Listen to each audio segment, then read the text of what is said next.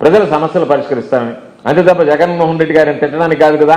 వచ్చిన రోజు నుంచి గత ప్రభుత్వం అన్నారు. ఈరోజు దాదాపుగా 25 నెలలు అయ్యాయి. ఈ 25 నెలల్లో ఏమి చేసావో చెప్పు, ఏమి చేయబోతున్నావో చెప్పు. ఈ రెండు చెప్పలేక కెమెరాలు షూటింగ్లు పెట్టి ఈవెంట్ లాగా మార్చి జగన్మోహన్ రెడ్డి గారిని తిట్టడం, మరొక కార్యక్రమం చేయడం తప్ప ఎక్కడైనా ప్రజలకు ఇతిమిద్దంగా ఒక సమస్యల గురించి మాట్లాడావా? ముఖ్యమంత్రి అనేటువంటి వాడు ఒక జిల్లాకు వెళ్తే, ఒక ఊరు వెళ్తే ఈ ఊరికి ఏం చేయాలా, ఈ నియోజకవర్గానికి ఏం చేయాలా, అదేవిధంగా వీటికి సంబంధించినటువంటి ఏం అవసరాలు ఉన్నాయి వాటి గురించి మాట్లాడాలి తప్ప వాటన్నిటిని వదిలిపెట్టి బురదోలుడు వ్యవహారాలు, ఆత్మస్థుతి పరణంతోనే చంద్రబాబు నాయుడు ఈరోజు బ్రతికేటువంటి పరిస్థితి ఏర్పడింది. వెళ్ళు, తిరుగు. నేను నెల్లూరు జిల్లాకు వచ్చావు, మాట్లాడు, ఓ నివేదిక సమర్పించు ప్రజలకి. నెల్లూరు జిల్లాలో ఎంత రోడ్లు ఉన్నాయి, ఆ రోడ్ల పరిస్థితి ఏంది, ఆ రోడ్ల పురోగతి ఏంది, తాగునీటి సమస్యలు ఏమైనా ఉన్నాయా, త్రాగునీటి సమస్యతో పాటు సాగునీటి సమస్యలు ఉన్నాయా, రైతులకు సంబంధించినటువంటి యూరియా సరిగ్గా అందుతుందా లేదా, రైతులకు సంబంధించినటువంటి పండించినటువంటి పంటలకు ధరలు తప్పుతున్నాయా, రైతులు ఏ విధంగా ఇబ్బందుల్లో ఉన్నారు, పేదలందరికీ ఇళ్ళు ఇచ్చామా, ఇళ్ల స్థలాలు ఇస్తానని చెప్పావు నువ్వు, 2 సెంట్లు 3 సెంట్లు అని చెప్పావు. వాటి గురించి పట్టించినటువంటి పరిస్థితి లేదు, ఒక ఇళ్ళు ఇచ్చినటువంటి పరిస్థితి లేదు.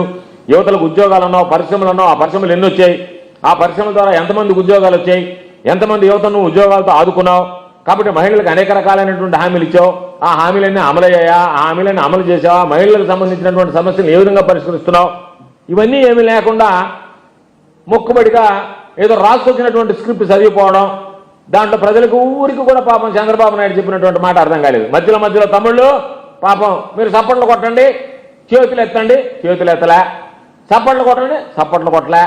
నీకు నువ్వు చేతులు ఎత్తుకోవాల్సి వచ్చా, నీకు నువ్వు చప్పట్లు కొట్టుకోవచ్చా, నీ భుజాన్ని నువ్వు దొడుచుకోవాల్సి వచ్చా, తట్టుకొని బ్రహ్మాండంగా శవా చూడన్నట్టుగా ఇట్లా అంటాడు చూడట్లా, ఆ బ్రహ్మానందం కొట్టుకున్నట్టుగా నీ భుజాన్ని నువ్వు కొట్టుకోవాల్సినటువంటి పరిస్థితి ఏర్పడి నీకు ఎక్కడ స్పందన లేకపోయినా చంద్రబాబు నాయుడు గారు వస్తే మీటింగ్ దాకా తీసుకొచ్చినా కూడా చంద్రబాబు నాయుడు చూసి పారిపోతుంటారు. చంద్రబాబు నాయుడు గారు ఇప్పుడు ప్రసంగిస్తారంటే సగం కుర్చీలు ఖాళీ అయిపోయి అప్పుడు దాకా కూర్చున్నాడు కూడా ఈ సుత్తి ఆడంటాం అయ్యా మేము అని చెప్పి.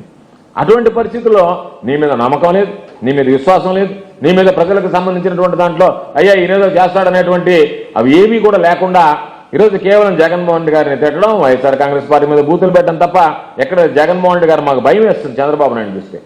ఇతని గారికి రోజు రోజుగా బీపీ పెరిగిపోతేమో ఏమైపోతాడా, జగన్మోహన్ రెడ్డి గారంటే చాలా బీపీ పెరిగిపోతా ఉంది. నిన్న మాట్లాడుతున్నాడు ఇంకా 3 సంవత్సరాలు ఉన్నాయి ఎన్నికలు, నేను ఎంత అభద్రతా భావం ఉందంటే గొడవల పార్టీ అంటాడు, సైకో అంటాడు, రకరకాలైనటువంటి మాటలు మాట్లాడతాడు. నెవర్ అగైన్ అంటున్నాడు పాపం, ఇంకా రాకూడదంట ఆ పార్టీ, అగైన్ అంటే అగైన్ ఈయనే రావాలంట. ఎందుకు? జనాలను అడ్డం పెట్టుకుని మంది సొత్తు దోచుకోవడానికే. నువ్వు చేసినవి చెప్పలేక నేనే రావాలా, ఇంకా ఆయన రాకూడదు, అది గొడ్డల పార్టీ కాదు కదా, సైకో పార్టీ, అది ఎందుకు నీకొద్దు, నువ్వు చేయగలిగింది ఏంది, నువ్వు చేసింది ఏంది, నువ్వు చేయాలనుకున్నది ఏంది అనేటువంటి దాని మీద చెప్పకుండా నిన్ను చూస్తే నీకున్నటువంటి ఆగ్రహం జగన్మోహన్ రెడ్డి గారి మీద, అసహనం, వ్యక్తిగతంగా ద్వేషం చూస్తే ఈరోజు ప్రజలందరూ ఆశ్చర్యపోతున్నారు. ఒక మాజీ ముఖ్యమంత్రి మీద ఆయన అడిగేటువంటి ప్రశ్నలకు నువ్వు సమాధానం చెప్పలేక, సమాధానం చెప్పడానికి నీకు నోరు రాక, చేత కాక నువ్వు ఏదో ఒక విధంగా ఆయన మీద మాట్లాడేసి వెళ్ళిపోతే సరిపోతుంది అనేటువంటి ధోరణిలో ఈరోజు మాట్లాడుతున్నాడు. కాబట్టి జగన్మోహన్ రెడ్డి గారి పేరు గుర్తొచ్చినా మీరు జగన్మోహన్ రెడ్డి గారిని దూషించడం పక్కన పెడితే ప్రజల సమస్యలను కూడా గుర్తుంచుకోండి. కేవలం జగన్మోహన్ రెడ్డి గారిని గుర్తుంచుకోవడం కాదు, ప్రజలకు ఇచ్చినటువంటి హామీలను గుర్తుంచుకోండి. జగన్మోహన్ రెడ్డి గారి మీద మీకు అసహనం తగ్గకపోయినా ప్రజల మీద మీకు బాధ్యత ఉందనేటువంటి విషయాన్ని గుర్తుంచుకోండి. ప్రజలు ఆ బాధ్యత మీరు వహిస్తారని మీరు ఎంపిక చేశారని చెప్పి గుర్తుంచుకోండి. మీ రాజకీయ కసి కోసం రాష్ట్ర ప్రజల ప్రయోజనాన్ని బలి చేయకుండా చూడండి అనేటువంటిది ఈ సందర్భంగా నేను తెలియజేస్తున్నా. నిన్న జగన్ గారు అడిగిన దానికి ఒక్కదానికైనా సమాధానం చెప్పగలిగావా?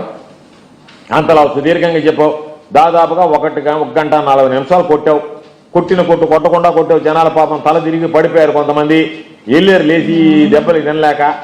ఏదో చెప్తారు కదా జంజాల సినిమాలో చెప్పినట్టుగా సుదీర్ఘంగా ప్రొలాంగ్డ్ హ్యామరింగ్, సుదీర్ఘమైనటువంటి సుత్తి కొట్టావు. పని నువ్వు ఏదైనా జగన్మోహన్ రెడ్డి గారు చెప్పినటువంటిది లేదా సమకాలీన రాజకీయాలు, ఈ రాష్ట్రంలో ఉండేటువంటి సమస్యలు, ఆ సమస్యలను ఏ విధంగా పరిష్కరించబోతున్నాం అనేటువంటి దాని మీద చెప్పమంటే ఏమీ లేవు.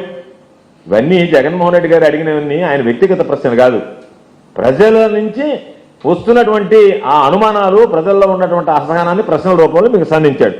లా అండ్ ఆర్డర్ ఎందుకు జగదారింది, పోలీసు వ్యవస్థ ఎందుకు ఈ విధంగా ఇబ్బంది పడుతుంది, మీరు